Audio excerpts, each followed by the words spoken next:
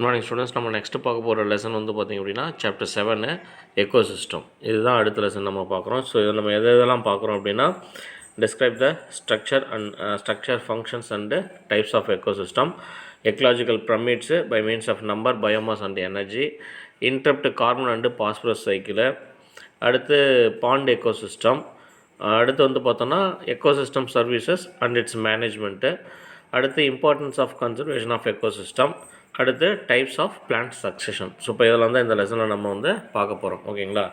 Okay. So இப்போ இதனுடைய introduction அப்படின்னு வந்து பார்க்கும்போது ஹேவ் யூ சீன் லேக் அப்படின்னு கேட்குறாங்க. குளம் குட்டைகளை பார்த்துருக்கீங்களா அப்படின்னா they are called water bodies with many components in them. அவங்கள்ட்ட வந்து பார்த்தோன்னா நிறைய பொருட்கள் இருக்குது. என்னென்ன can you list out the things which are found in water bodies. அந்த குளம் குட்டையில் இருக்கக்கூடிய பொருட்களை உங்களால் லிஸ்ட் அவுட் பண்ண முடியுமா அப்படிங்கிறாங்க. அப்படி லிஸ்ட் அவுட் பண்ணோம் அப்படின்னா அதில் என்னென்ன மாதிரியான பொருட்கள் கிடைக்கும்?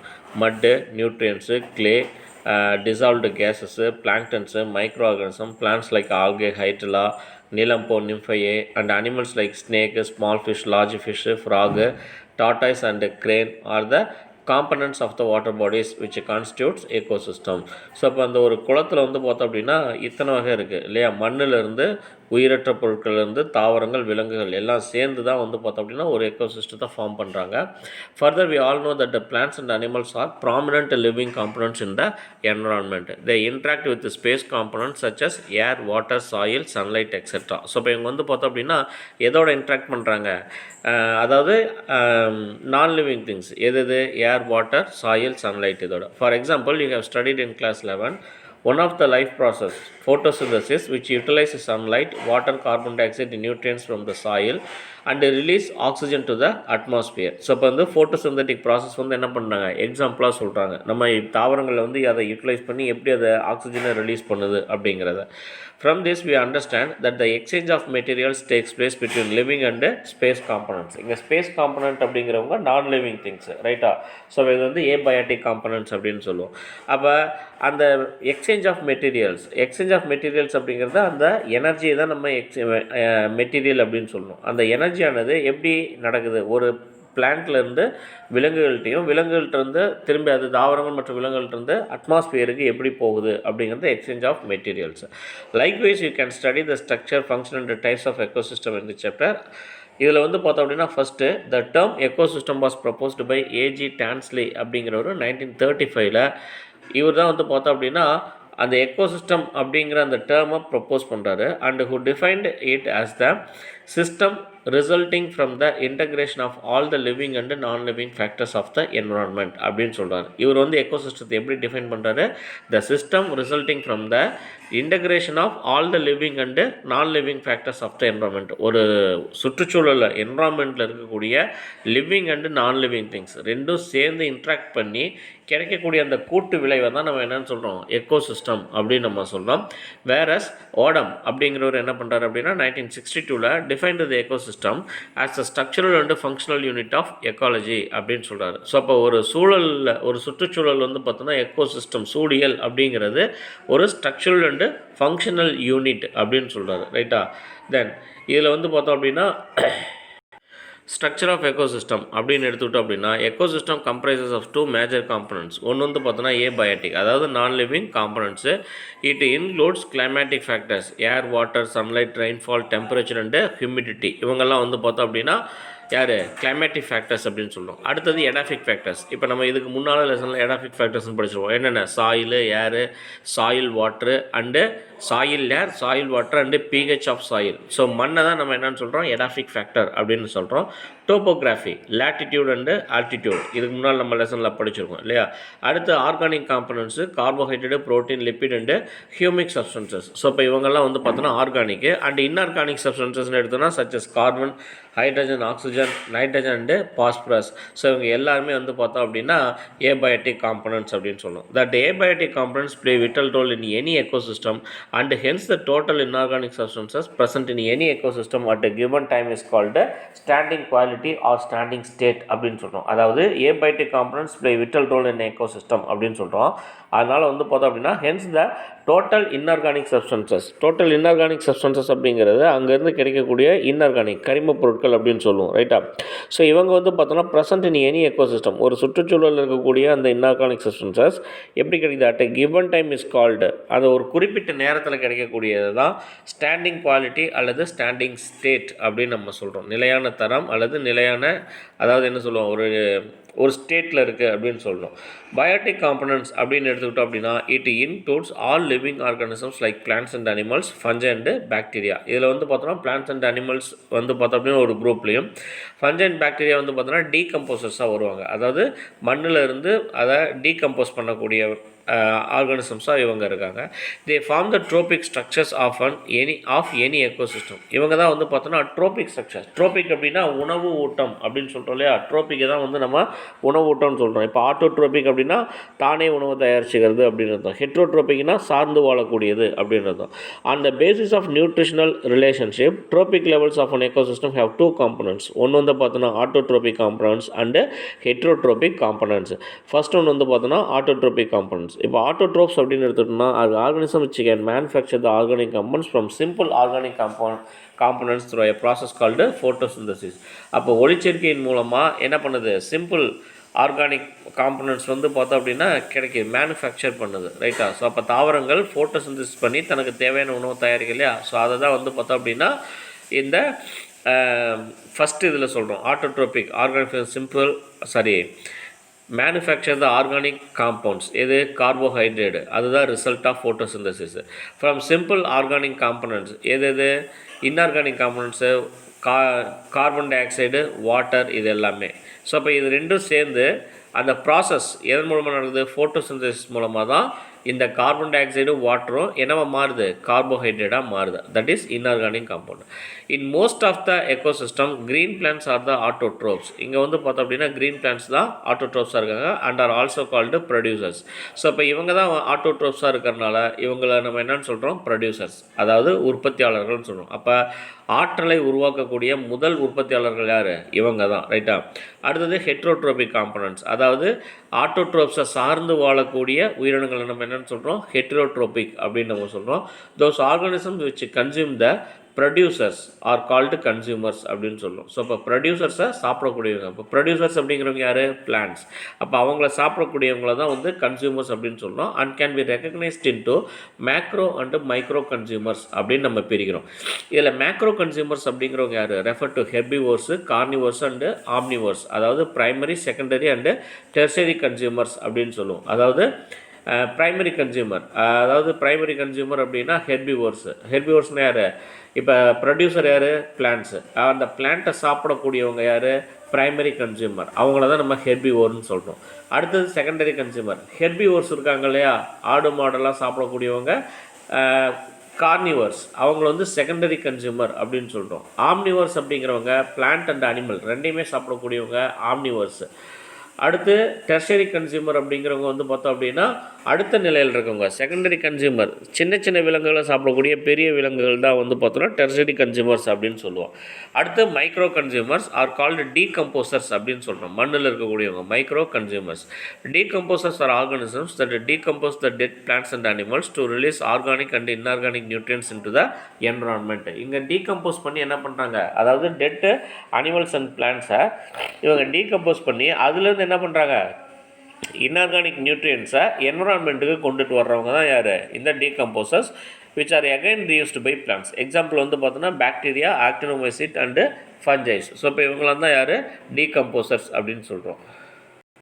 நெக்ஸ்ட் வந்து பார்த்தோன்னா the amount of living materials present in a population at any given time is known as standing crop அப்படின்னு சொல்கிறோம். அதாவது ஒரு அமௌண்ட் ஆஃப் லிவிங் மெட்டீரியலில் வந்து பார்த்தோன்னா present in A population at any given time அப்படிங்கிறத ஸ்டாண்டிங் கிராப். ஒரு குறிப்பிட்ட டைமில் அங்கே இருக்கக்கூடிய அந்த அமௌண்ட் ஆஃப் லிவிங் மெட்டீரியல்ஸ் இருக்கக்கூடிய பாப்புலேஷனை தான் நம்ம என்னென்னு சொல்கிறோம், ஸ்டாண்டிங் கிராப்னு சொல்கிறோம்.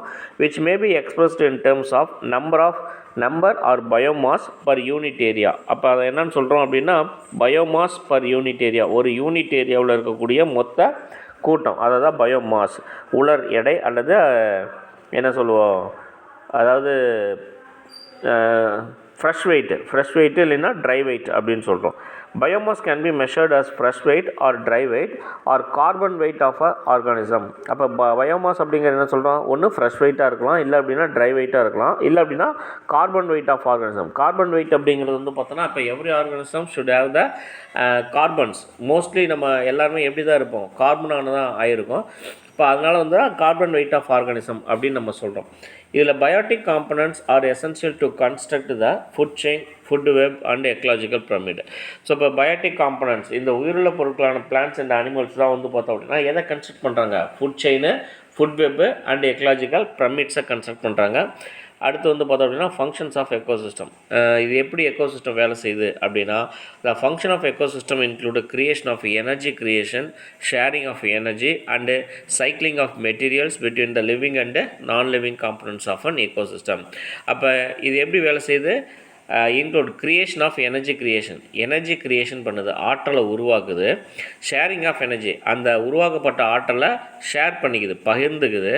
And cycling of materials between the living and non living components. இந்த பகிரப்பட்ட ஆற்றல் மூலமாக இது என்ன பண்ணுது, மெட்டீரியல்ஸை சைக்கிள் பண்ணுது. அதாவது அட்மாஸ்பியர்லேருந்து எடுத்து பிளான்ட்ஸுக்கு கொடுக்குது, பிளான்ட்ஸ்லேருந்து அனிமல்ஸ் கொடுக்குது, திருப்ப டெட் பிளான்ட்ஸ் அண்ட் அனிமல்ஸ்லேருந்து திருப்ப அட்மாஸ்பியருக்கே கொடுக்குது இல்லையா. ஸோ இதை தான் வந்து பார்த்தோன்னா ஃபங்க்ஷன் ஆஃப் எக்கோசிஸ்டம் அப்படின்னு நம்ம சொல்கிறோம். Before studying the productivity in any ecosystem, we should understand the essential role of sunlight used by producers of the first tropic level. இப்போ நம்ம ப்ரொடக்டிவிட்டியை பற்றி நம்ம தெரிஞ்சுக்கணும் அப்படின்னா அதுக்கு முன்னால் சன்லைட்டினுடைய ரோல் பற்றி தெரிஞ்சுக்கணும் இல்லையா. இப்போ சூரிய வெளிச்சத்தினுடைய பங்கு என்ன அப்படின்னு பார்த்தோம் அப்படின்னா, எவ்வளோ சூரிய வெளிச்சத்தை ப்ரொடியூசர்ஸ் யூஸ் பண்ணுறாங்க ஃபஸ்ட்டு ஆற்றல் மட்டத்தில் ட்ரோபிக் லெவலில் அப்படின்னு பார்த்தோன்னா, the quantity of sunlight is directly proportional to the production of energy by plants. So இப்போ பிளான்ட்ஸ்னால் வெளியிடக்கூடிய அந்த ஆற்றல் எவ்வளவோ அந்த ஆற்றலுடைய அளவு எதுக்கு சமமாக இருக்கும் அல்லது எதுக்கு நேர் விகிதத்தில் இருக்கும், டைரக்ட்லி ப்ரொபோஷனல் அப்படின்னு பார்த்தோம் அப்படின்னா வெளியிடப்பட்ட அந்த சூரிய ஒளியினுடைய ஆற்றலுக்கு சமமாக இருக்கும். அப்போ சூரிய ஒளியினுடைய ஆற்றலும் பிளான்ட்ஸ்லேருந்து வெளியிடப்பட்ட ஆற்றலும் ரெண்டும் சமமாக இருந்துச்சு, அதாவது நேர் விகிதத்தில் இருக்கும் இல்லையா. ஸோ அதை தான் வந்து பார்த்தோம் அப்படின்னா இங்கே என்ன நம்ம சொல்கிறோம், குவான்டிட்டி ஆஃப் சன்லைட் அப்படின்னு நம்ம சொல்கிறோம். ஃபோட்டோசிந்தட்டிக்கலி ஆக்டிவ் ரேடியேஷன், அதாவது PAR அப்படின்னு சொல்லுவோம். the amount of light available for photosynthesis of plant is called photosynthetically active radiation அப்படின்னு சொல்லுவோம். அப்போ இங்கே என்ன சொல்கிறோம், சூரிய ஒளி அப்படிங்கிறது அமௌண்ட் ஆஃப் லைட்டு இல்லையா. அந்த சூரிய ஒளிங்கிறது ஃபோட்டோசிந்தசிஸுக்கு தேவையான சூரிய ஒளி இருக்கா, அந்த சூரிய ஒளி இருந்துச்சுன்னா அதை தான் நம்ம என்ன சொல்கிறோம், ஃபோட்டோசிந்தட்டிக்கலி ஆக்டிவ் ரேடியேஷன் சொல்கிறோம். அப்போ ஃபோட்டோசிந்தசிஸுக்கு எவ்வளோ சூரிய ஒளி தேவைப்படுது அப்படின்னா, which is form from of 400 to 700 nanometre in wavelength. 400லேருந்து 700 நானோமீட்டர் அலைநீளத்தில் இருக்கக்கூடிய வெளிச்சம் தான் நமக்கு என்னவாக இருக்குது, ஃபோட்டோசிந்தட்டிக்கலி ஆக்டிவ் ரேடியேஷனாக இருக்குது. அப்போ மற்றது எல்லாமே என்னாகலை, பயன்படுத்த முடியாத சன்லைட்டாக தான் இருக்கும். It is essential for photosynthesis and plant growth. So இந்த லென்த்து தான் வந்து பார்த்தோம் அப்படின்னா, அதை இந்த வேவ் லென்த்து தான் வந்து பார்த்தோன்னா ஃபோட்டோசிந்தசிஸ்க்கு பயன்படுத்தக்கூடியது முக்கியமானதாக இருக்குது. PAR is not always constant. So இப்போ இந்த சன்லைட் அப்படிங்கிறது வந்து பார்த்தோன்னா எல்லா நேரத்தில் எப்படி இருக்குல்ல, ஒரே மாதிரி இருக்குல்ல. பிகாஸ் ஆஃப் க்ளவுட்ஸ், மேகங்கள் வந்துடலாம், ட்ரீ ஷேட்ஸ், மரநிழல், ஏரு, காற்று, டஸ்ட்டு பார்ட்டிகல்ஸு, சீசன்ஸ், பருவகாலங்கள், மழைக்கால, வெயில் காலம் அப்படின்னு இருக்கு இல்லையா. ஸோ அது latitudes and length of the daylight availability. லேட்டிடியூட்னா குத்துயரம், அப்புறம் வந்து பார்த்தோன்னா length of the daylight. So இப்போ எவ்வளோ பகல் வெளிச்சம் எவ்வளோ இருக்குது அப்படிங்கிறத பொறுத்து தான் PAR அப்படிங்கிறது நிர்ணயிக்கப்படுது.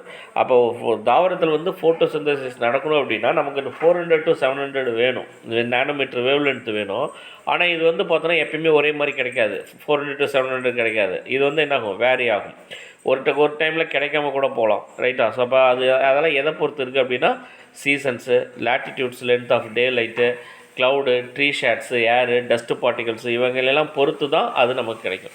Generally plants observe more blue and red light for efficient photosynthesis. அப்போ நல்ல ஃபோட்டோசிந்தசிஸ் பண்ணணும் அப்படின்னா அவங்களுக்கு எந்த அளவுக்கு தேவைப்படும், எந்த வேவ்லென்த் தேவைப்படும் அப்படின்னா, கலர் தேவைப்படும்னா red and blue light. So இந்த லைட்டில் தான் வந்து பார்த்தோன்னா ஃபோட்டோசிந்தசிஸ் நல்லா நடக்கும்.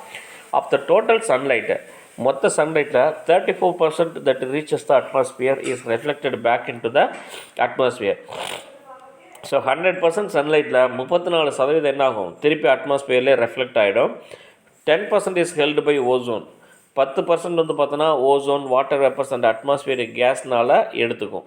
மிச்சம் இருக்கக்கூடிய அந்த 56% தான் எங்கே வரும், பூமிக்கு வரும். 56% சன்லைட்டு தான் பூமிக்கு வருது. இப்போ இதில் வந்து பார்த்தோன்னா out of this 56% only 2 to 10% of the solar energy is used by green plants for photosynthesis. இதில் 2லேருந்து 10% வரைக்கும் தான் என்ன ஆகுது, சன்லைட்டை வந்து பிளான்ட்ஸ் வந்து பயன்படுத்துது ஃபோட்டோசிந்தசிஸ்க்கு. While the remaining portion is dissipated as heat.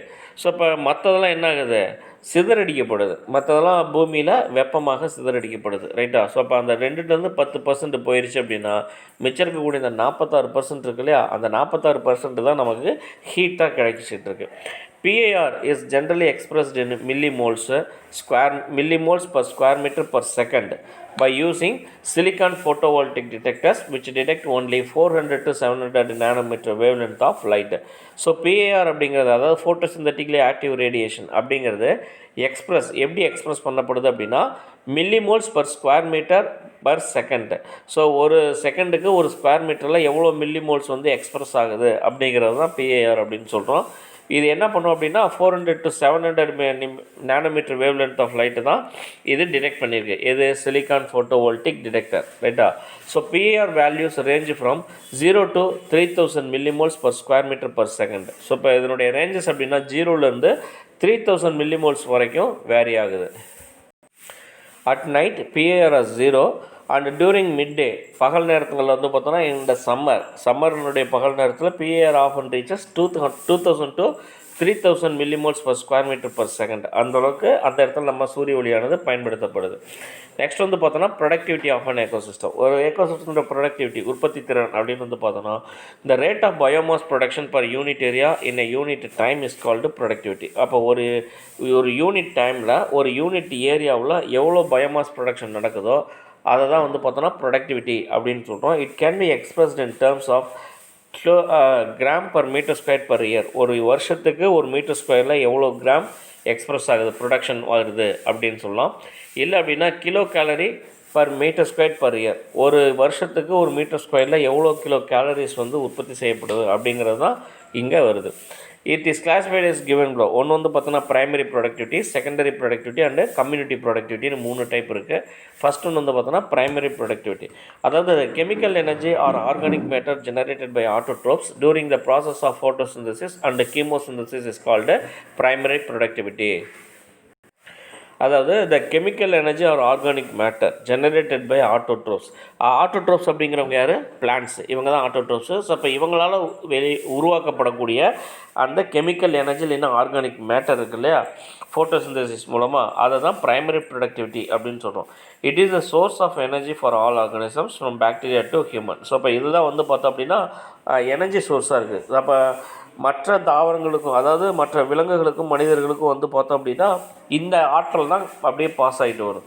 Cross primary productivity அப்படின்னு பார்த்தோம் அப்படின்னா GPP, the total amount of food energy or organic matter or biomass produced in an ecosystem by autotrophs through the process of photosynthesis is called gross primary productivity. ஒரு தாவரத்தினால் உருவாக்கப்படக்கூடிய மொத்த biomass, அதாவது மொத்த biomass production, அதை தான் வந்து பார்த்தோம் அப்படின்னா ஆர்கானிக் மேட்டரை தான் நம்ம கிராஸ் பிரைமரி ப்ரொடக்டிவிட்டி அப்படின்னு சொல்கிறோம். இதில் நெட் பிரைமரி ப்ரொடக்டிவிட்டி அப்படின்னா இந்த proportion of energy which remains after respiration loss in the plant is called net primary productivity. அப்போ தாவரங்கள் வந்து பார்த்தோம் அப்படின்னா ப்ரொடக்ட் பண்ணுது இல்லையா, ஃபுட்டை ப்ரொடக்ட் பண்ணுது, அது என்ன பண்ணுது, அதனுடைய தேவைக்கு எடுத்துக்குது இல்லையா, அதனுடைய செயல்பாடு அதனுடைய மெட்டபாலிசத்துக்கு எடுத்தது போக ரெஸ்பிரேஷன் மூலமாக தான் அது நடக்கும். அப்போ ரெஸ்பிரேஷனுக்கு அப்புறம் இருக்கக்கூடிய அந்த மிச்சத்தை தான் நம்ம என்னென்னு சொல்கிறோம், நெட்டு பிரைமரி ப்ரொடக்டிவிட்டி அப்படின்னு சொல்கிறோம். It is also called as apparent photosynthesis அப்படின்னு சொல்கிறோம். Thus the difference between GPP and respiration is known as NPP அப்படின்னு சொல்கிறோம். அதாவது எது கிராஸ் பிரைமரி ப்ரொடக்டிவிட்டிக்கும் ரெஸ்பிரேஷனுக்கும் இடையில் இருக்கக்கூடிய அந்த டிஃப்ரென்சஸ் தான் நம்ம நெட் பிரைமரி ப்ரொடக்டிவிட்டி அப்படின்னு சொல்கிறோம். NPP of whole biosphere is estimated to be about 170 billion tons dry weightல per year. ஒரு வருஷத்துக்கு 170 பில்லியன் டன்ஸ் ட்ரை வெயிட்டில் நமக்கு என்ன கிடைக்குது, நெட் பிரைமரி ப்ரொடக்டிவிட்டி கிடைக்குது. out of which NPP of oceanic producer is only 55 billion tons per year in unit time. இந்த மொத்த 170 பில்லியனில் 55 billion எங்கேருந்து கிடைக்குது? கடலில் இருக்கக்கூடிய தாவரங்கள்லேருந்து நமக்கு கிடைக்குது. அதாவது ஃபைட்டோ பிளாங்டன்ஸ்னு சொல்லுவோம். ஸோ அங்கேருந்து தான் வந்து பார்த்தோம் அப்படின்னா ப்ரொடக்டிவிட்டி அதிக அளவில் நமக்கு கிடைக்குது. அடுத்து செகண்டரி ப்ரொடக்டிவிட்டி. ஸோ இப்போ ப்ரைமரி ப்ரொடக்டிவிட்டி, இப்போ secondary productivity. The amount of energy stored in the tissues of heterotrophs or consumers is called secondary productivity.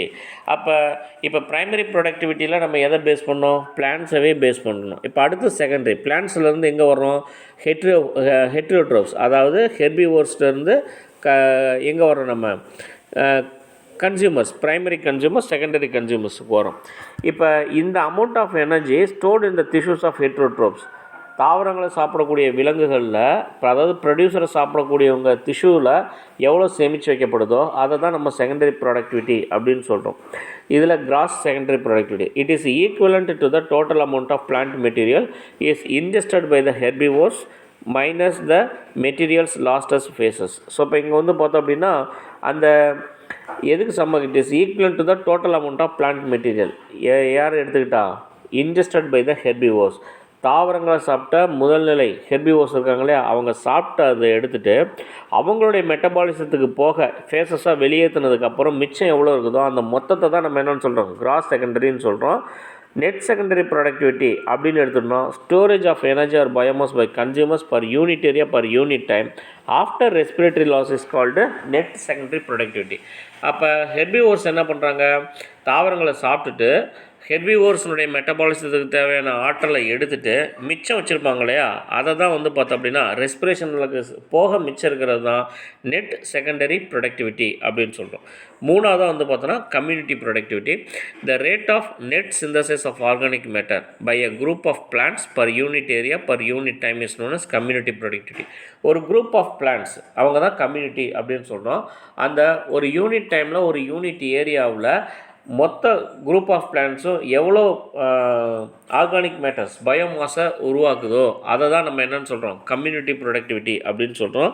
இதில் வந்து பார்த்தோம் அப்படின்னா ஃபேக்டர்ஸ் அஃபெக்டிங் பிரைமரி, அதாவது இதை பாதிக்கக்கூடிய, அதாவது பிரைமரி ப்ரொடக்டிவிட்டியை பாதிக்கக்கூடிய ஃபேக்டர்ஸ், காரணிகள் அப்படின்னு பார்த்தோம் அப்படின்னா primary productivity depends upon the plant species of an area. So அங்கே இருக்கக்கூடிய பிளான்ட்ஸு, their photosynthetic capacity, அந்த தாவரங்களுடைய ஒளிச்சேர்க்கையினுடைய வீதம், திறன், அவைலபிலிட்டி ஆஃப் நியூட்ரியன்ஸ், அந்த இடத்துல கிடைக்கக்கூடிய ஊட்டச்சத்து, சோலார் ரேடியேஷன், சூரிய ஒளி, ப்ரிசிபிடேஷன், மழை எவ்வளோ பெய்யுது, சாயில் டைப்பு, என்ன வகையான மண் இருக்குது, topographic factors, altitude, latitude, direction, நம்ம இதுக்கு முன்னால் படிச்சிருப்போம் இல்லையா, குத்து உயரம்னு சொல்லிட்டு. அடுத்து அண்ட் அதர் என்விரான்மெண்டல் ஃபேக்டர்ஸ், இதெல்லாம் பொறுத்து தான் என்ன இருக்கும்? ப்ரைமரி ப்ரொடக்டிவிட்டியானது இருக்கும். இப்போ வந்து பார்த்தோம் அப்படின்னா நல்ல வெப்பமண்டல பகுதியாக இருந்து மழையளவு சரியாக இருந்து எல்லாமே கரெக்டாக இருந்துச்சு அப்படின்னா அந்த இடத்துல ப்ரைமரி ப்ரொடக்டிவிட்டி அதிகமாக இருக்கும்.